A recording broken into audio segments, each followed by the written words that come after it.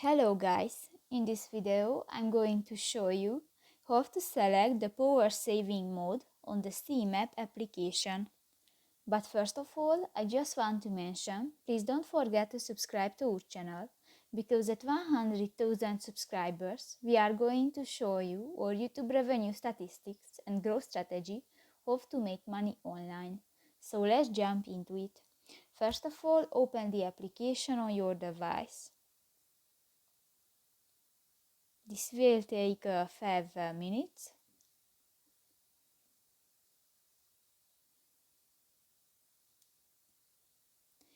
Tap to the settings button,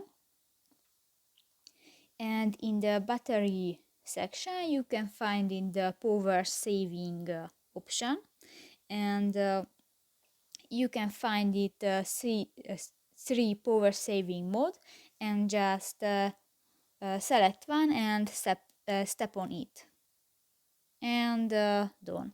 So that's pretty much it for this video, guys. See you in the next one. Bye bye.